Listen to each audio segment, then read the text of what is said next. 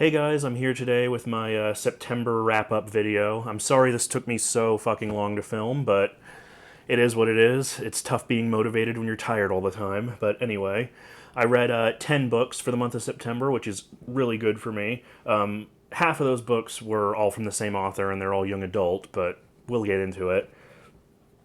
So I'm just grouping these first five together because they're all from the same author, and I read them in quick succession.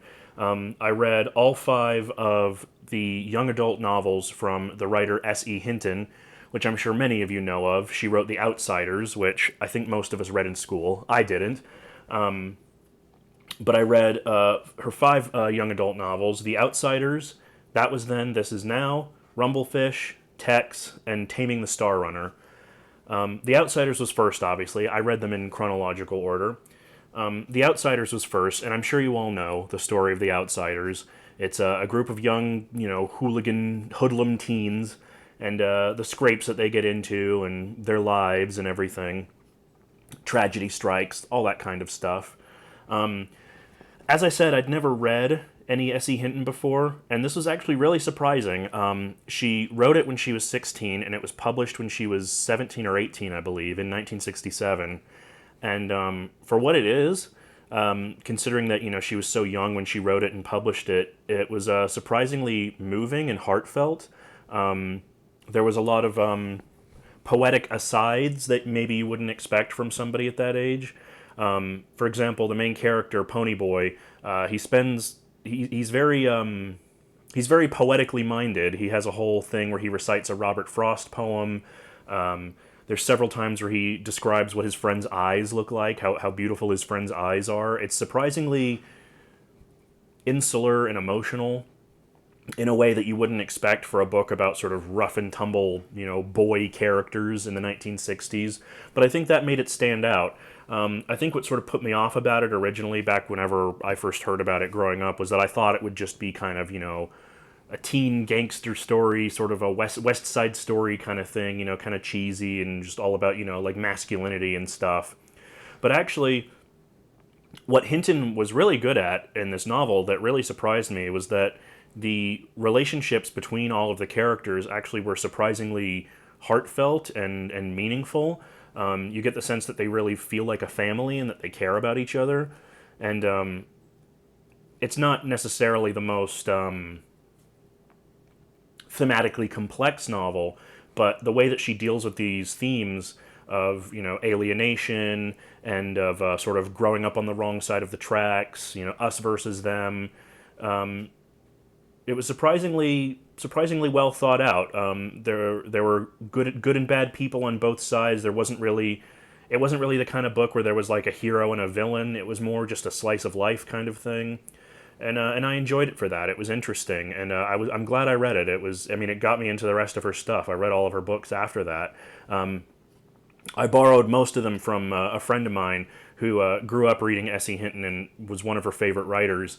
And so I was curious because, as I said, I'd never read any of her stuff before. So I started with the one that started it all, and I'm glad I did. It was really enjoyable. I gave it 4 stars. I saw the movie adaptation with some of my friends afterward, and surprisingly, the adaptation is very faithful. It's from the 80s. It was directed by Francis Ford Coppola. There's tons of future stars in the movie. Ralph Macchio, Emilio Estevez, Tom Cruise, Patrick Swayze, Matt Dillon. It was pretty interesting, and it was very faithful to the novel. I think I liked the book a little bit better just because, books are more insular. You really get into the characters' heads. You can feel some of who they are as people, whereas a movie is kind of just sort of a recording of events. You can't really get into a character's head in that way. So I think in the book I felt their struggles a little bit more strongly. And to be honest, I really didn't feel that there was a lot of like passion behind it. It felt very rote. It was an accurate, faithful adaptation of the novel, but that's really all it was. It didn't really feel like there was a lot of passion behind it, but we'll get into that a little bit later. Her second novel was That Was Then, This Is Now, which was about 2 young male friends who are sort of, thick as thieves. They go around, do everything together, but then circumstances happen in their lives that sort of splits them apart. This was the only novel of hers that I read that I didn't really like. It was her second novel after The Outsiders, and she wrote it after several years of going through a pretty intense writer's block. And it kind of feels that way. It sort of feels as if she's kind of feeling things out, and she's not really sure sort of how or if she can recreate her old success. It felt very unsure of itself. The pacing was really wonky. I thought some of the themes that she wrote about involving drugs felt very after school specially. Although there are some cameos from some characters from The Outsiders, including Ponyboy, which was cool to see. But that one wasn't really my favorite. Didn't watch the movie of that one because it's really hard to find, but I've heard the movie's not that great either. Her third novel was Rumblefish, which is about a young hoodlum named Rusty James and his brother, who he refers to sort of mythically as the motorcycle boy, and his experience of sort of wanting to be like his older brother, trying to sort of toughen up and like be this cool sort of bigger than life person that he sees in his brother, and how that sort of leads to not necessarily his downfall, but it leads to his disappointment, I guess you'd say. I actually really enjoyed this one. It was the shortest of all of her books. It was only 135 pages, I think. So basically like a novella. But I think that gave it the sort of punch that it needed.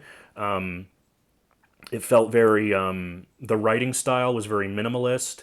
And it was very unlike The Outsiders, where Ponyboy is very insular and thinks a lot about himself and his feelings and all that.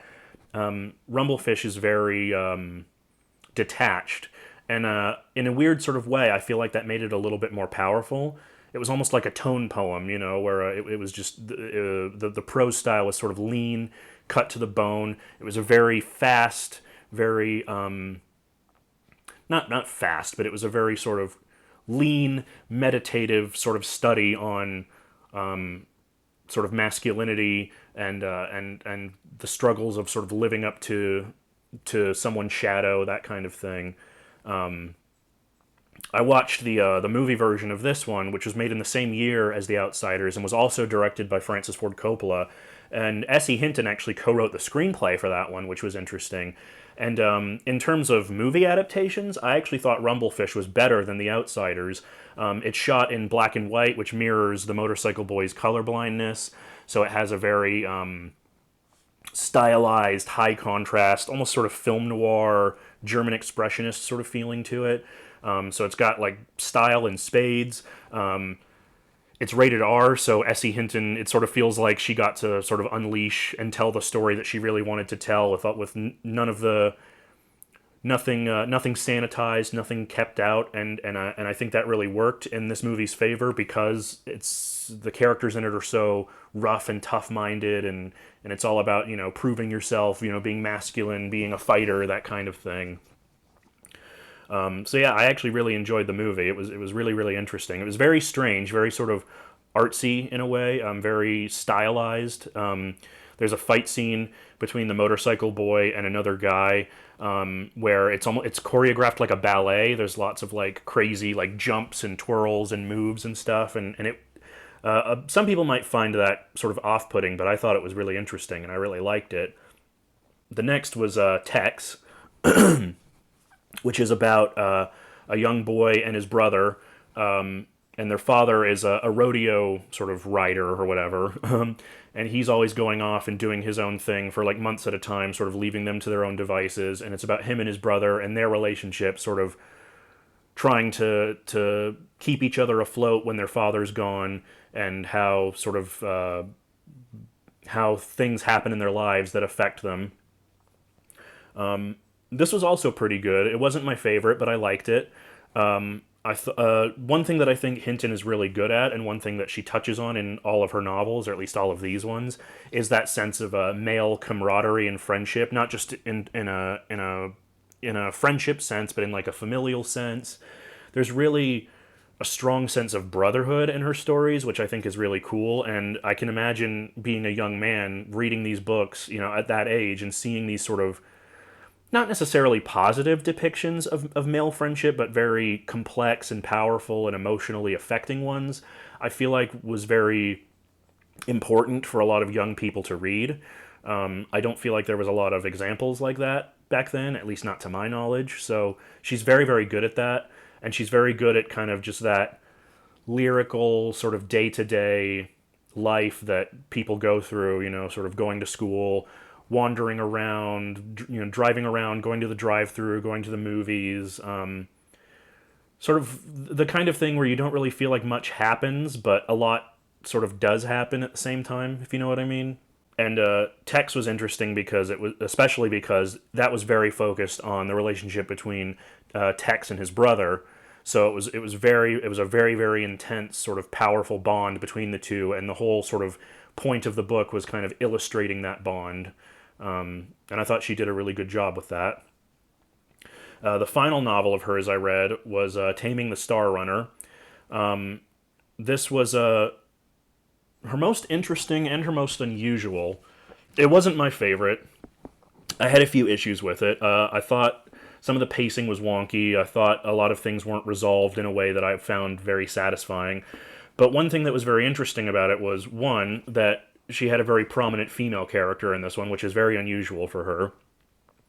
Her women characters aren't they're not stock. I feel like they're interesting, but they're not the focus of a lot of her books. So that was interesting. The thing that made this one the most interesting to me was a few things. It was written much later than The Outsiders, 1988, when it was published. She was 40 at the time, I believe, and so it gave the proceedings more of an elegiac quality than they might have had in her earlier stuff. Whereas in her earlier novels, especially in The Outsiders, it's a teenager writing from a teenager's perspective. Whereas in Taming the Star Runner, it's sort of more mature, I suppose, more reflective, more, as I said, more elegiac. And I liked that about it. There were some really lovely turns of phrase. And one of the other things that interested me about it was that it was, or at least it seemed to me, to be very autobiographical, because the plot of Taming the Star Runner is about a young man, a young hoodlum, as usual, who wants to be a writer. And he's written the manuscript of his first novel, and he sent it off to a publisher, and it actually gets accepted for publication. So a big part of the book is about him dealing with writing not writing his book, but getting his book published, talking with editors and that kind of thing. And it felt like a lot of that was drawn from her own life, because she herself was a young author who was published at a very young age. Specifically, there's a conversation about toning down some of the language in the main character's book that felt reminiscent of Hinton's experience publishing The Outsiders. I don't know if that's accurate, but that's how it felt to me. So that made it really interesting. And as somebody who has been an aspiring writer myself for a long time, it was very cathartic to read about that kind of stuff. Reading all 5 of her novels in succession like that, I can see why she caught on so well, so heavily with young people. She has a tendency to write about young people in a very unsentimental way. She doesn't sugarcoat things. She's not schmaltzy. I never felt like I was being talked down to as a reader. I can imagine if I had read these books when I was very young, I would have really enjoyed them in that respect, because I can't stand books for young people where I feel like I'm being preached to at every moment. I couldn't stand it when I was a kid, and I can't stand it now. So that was really interesting. And as I said, a lot of themes in her books of male friendship, male camaraderie. You could maybe read some homoerotic subtext into it, especially with The Outsiders, like with Johnny and Dally. Lots of stuff like that. And it was funny because my friend who grew up reading S.E. Hinton read these when she was a kid, and when I read them as an adult, and I was telling her about them and pointing out all of sort of the homoerotic elements that I found, she was like, "How did I not see that? Like, it's so obvious." She actually made the joke that maybe what Hinton had to cut out of her original books were more explicit homoeroticism than she was allowed to include at the time. Who knows? I don't know. But S.E. Hinton has 2 other novels for adults that I want to get to as well sometime, to sort of compare, see how she writes for adults versus writing for young people.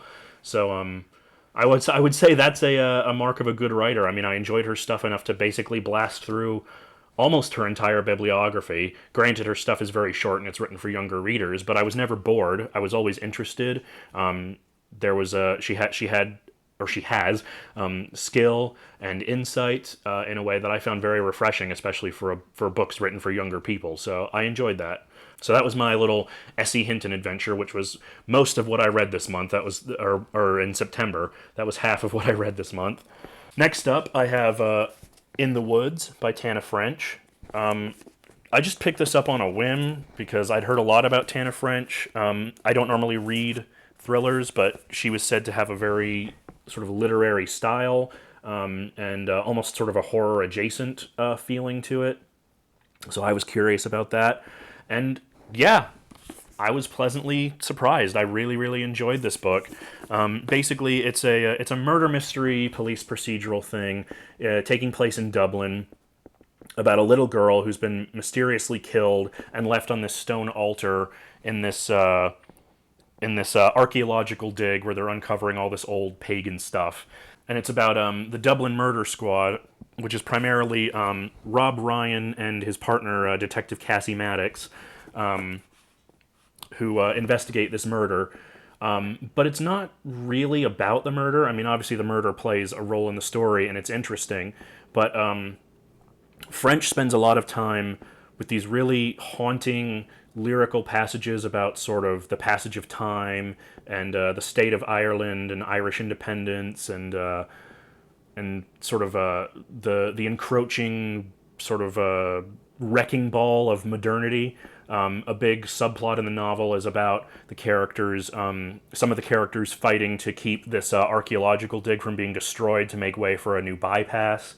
So there's a lot of that sort of stuff involving, history, archaeology, belief, faith, and Rob Ryan specifically was part of a mysterious case where he and two of his friends disappeared mysteriously, and he was the only one who was found alive. The other ones remained gone, and he's had this huge gap in his memory, not remembering what happened that night. And a big part of the book is about him sort of confronting the past.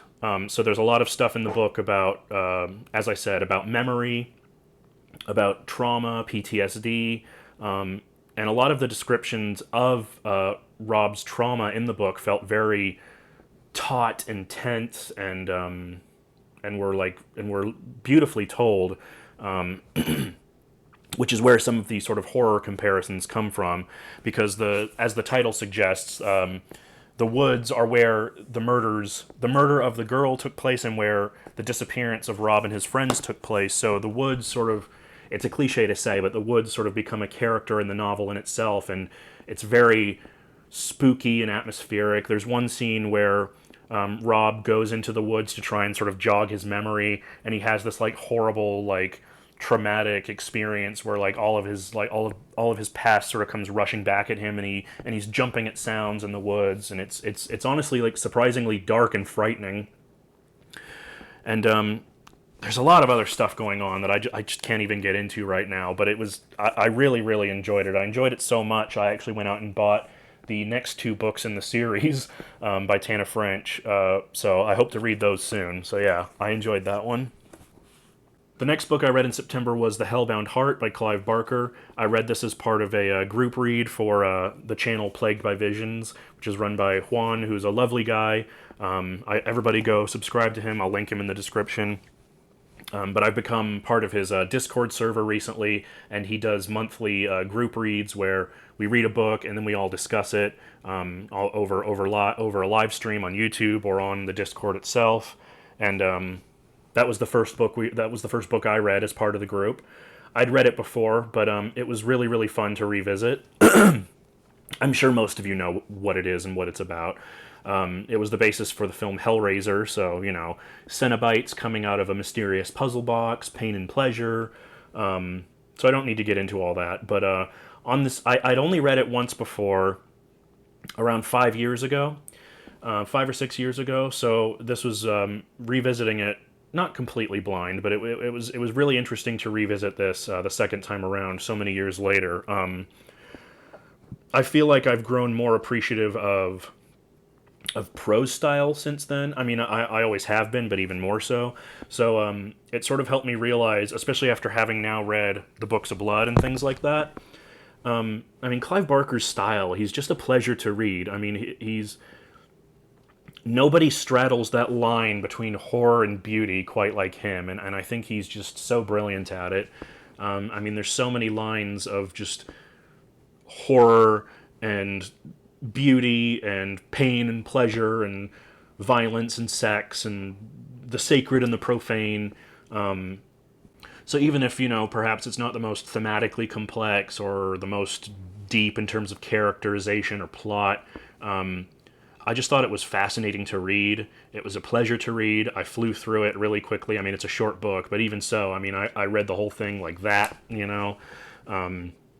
Not much to say about it that hasn't already been said, but if you're interested, I would definitely check it out, especially if you're a fan of the movie. The movie is very, very faithful to the book, but the movie doesn't, and it's not the fault of the movie, but the movie can't quite capture the sensuousness of the language, and that's something that you really have to experience for yourself, so I highly recommend that. The eighth book I read this month was Best Laid Plans by Roan Parrish. Very different from my normal thing. This is a male-male romance slash erotica novel. I don't even remember. I think I started this just because it's a queer romance, and I'm very picky when it comes to romance and erotica, and yet I read a lot of it, or I try to, or I'm interested in a lot of it. But I'm so picky about it. But I wanted to read this because I'd heard it was good, and it's nice to have like a palate cleanser every once in a while. But I was surprised because I actually really enjoyed this book.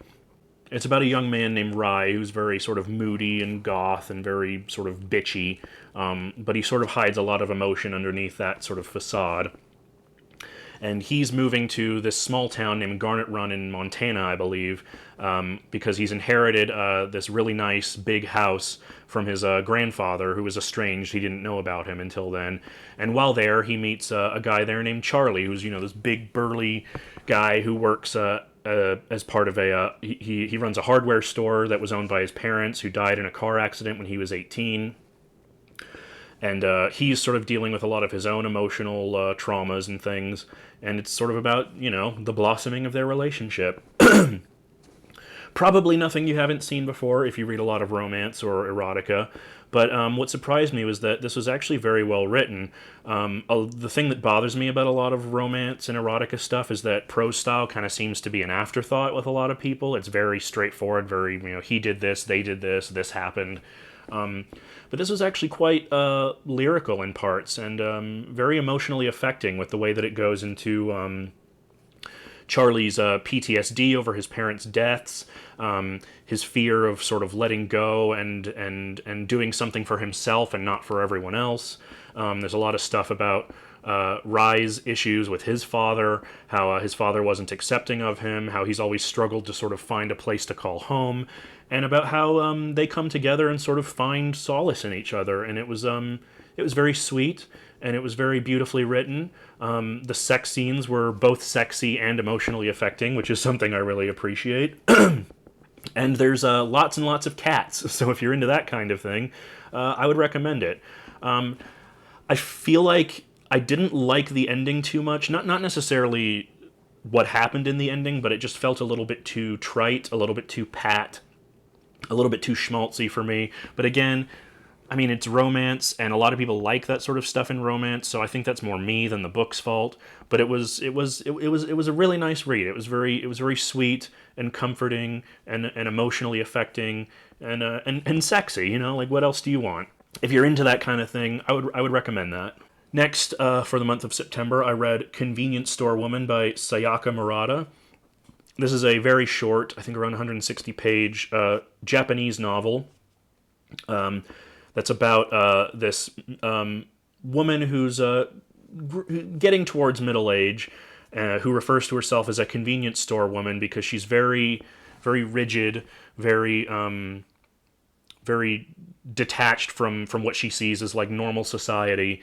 And when she was 18, she got a job as a convenience store worker, and it was almost like a religious experience for her. It completely opened her up to existing among her fellow people, and it's just sort of about her day-to-day life and how she deals with being a convenience store woman. It was very short, but I thought it was really, really fascinating. I think Sayaka Murata writes about that feeling of detachment very well. It's something that I've experienced myself, sort of feeling out of step with the rest of humanity, feeling like you don't belong, feeling almost like an alien in a lot of ways. There was a lot of interesting stuff about capitalism. It's sort of I kind of got into a disagreement about this with some people on Juan's Discord server, where some people saw it as a very exact indictment of capitalism, and I think there's something to be said for that.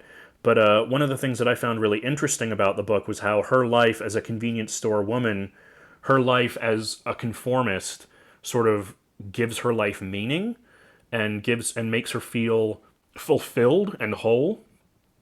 And I thought that was really interesting. That's a perspective I haven't seen much before in fiction. Usually, it's like the collective is bad and the individual is supreme, is paramount. So that was very interesting.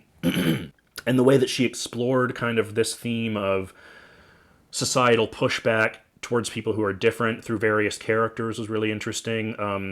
The main character has a relationship with this young man who's sort of like an incel-y type, always going on about like things were better in the Stone Age when, people knew their roles and blah, blah, blah. He ends up being more of a sort of normative force than she does, even though she's a conformist. He tries to sort of push her into the directions that he thinks she should go, with the expectation that he's helping her. He's helping her to be normal, but ultimately throughout the course of the novel, she discovers her own happiness. She doesn't necessarily have to appeal to others. Of course, you can make the argument that if these societal expectations didn't exist, she wouldn't be in this situation in the first place. But like I said, that's what led to sort of the disagreement between me and some people in the Discord. But it's a very short, very powerful, very interesting, almost creepy, haunting in some ways, with her slavish devotion to the convenience store and everything, to the altar of capitalism. But I thought it was really intriguing, and I highly recommend it. It's very, very short, so you can read it, and I read it in a day, so I think it's worth your time. Finally, the last book that I read in September 2021 is Inkheart by Cornelia Funke. Sorry if I mispronounced that. I read this as part of a group read with some friends of mine. One of my friends grew up with Inkheart, and she was having a really bad reading slump, and she thought reading an old favorite would kind of help her get out of it, so she suggested this as part of the group read. And it's something I've always wanted to read. As I said, like in my adult life, I've been going back and sort of exploring these books for young people that I didn't necessarily read growing up. Like the S.E. Hinton stuff, and Inkheart is another one of those. And let me tell you guys, I loved it. I gave it 5 stars all the way. I thought it was wonderful. So if you don't know, the plot is about a young girl named Meggie and her father, Mo. Her father's a bookbinder, but she finds out that he has this mysterious power to read anything out of books and into real life. And some old characters from an old fantasy novel that he read one day are sort of hot on his trail, trying to get him trying to capture him and get him to sort of follow their demands. And it's about sort of their adventure as they sort of both try to escape from and defeat these dark forces. It's a very simple plot at first blush, but what really struck me about it was I don't think I've ever read a book, especially a book for younger readers, that really captures the beauty and the power of books and of reading. I mean, the whole thing. I mean, it even looks like an old book, The whole thing, it's all about books. Every chapter opens with a quote from some book that has some relation to whatever happens in the chapter. Almost all the characters in the book are voracious readers. One of my favorite characters was their aunt, Maggie's Aunt Eleanor, who's this sort of stuffy old woman who has this magnificent house that's full of books. It's full to bursting, and there's this special library in the back of her house that's this huge, magnificent, ornate, beautiful library full of rare editions, and she almost seems to love books more than people, and that was a sentiment I could relate to. And of course, being that it's about the literal power that books have of being able to read characters and items out of books, the power of words, that really spoke to me as a reader. And it's just so beautifully written too. It was originally Cornelia Funke is a German author, but this was translated into English by Anthea Bell, who was a British translator. And I can't read German, so I don't know how it compares. But I just thought the prose on like a word for word basis was just so beautiful. I mean, that really kind of made the book for me. There was so much lyricism and beauty and poetry in the prose style, and but it's not all sunshines and rainbows either. I mean, people are put into real danger in the book. There's real fear of death. It's surprisingly dark for a book for young adults, which is another thing that I appreciated about it. Gosh, I don't even know what to say about it. I just thought it was beautifully written. I flew through it in 2 weeks. It's a book for young kids, but it's a big book. It's over 500 pages, and I flew through it. I thought just the writing was so beautiful, and all the things that it had to say about literature and books, and I don't know. I'm going in circles, but I really, really, really enjoyed it, and it was a perfect way to cap off this reading month. There's 2 other books in the series. It's a trilogy, and I immediately started the second book, which I've put on hold for now because of Spooky Month. But I eagerly look forward to seeing where this world takes me. We did watch the movie afterward, and the movie is a piece of shit, and that's all I'm going to say about it. Don't watch it. It's horrible. And if you've only seen the movie and you didn't understand what all the hype was about, put the movie out of your mind. Go read the book. It's fantastic. It's amazing. It's beautiful. If you love reading like I do, if you love magic, if you love fantasy, if you love the power of reading, the power of words, the power of literature, of the written word, I mean, you got to check this out. It's beautiful. It's lovely. I adored it. So yeah, that's everything I read for the month of September. Sorry again that it took me so long to get this video out. I'll try and do better next time. But thank you for watching, and if you enjoyed the video, like, subscribe, comment. Let me know, have you read any of these books? Did you enjoy them? What did you think? Let's get a dialogue going. That's what I love about BookTube, is talking with fellow readers who love books as much as I do. So yeah, have a good day, and I'll see you later. Bye.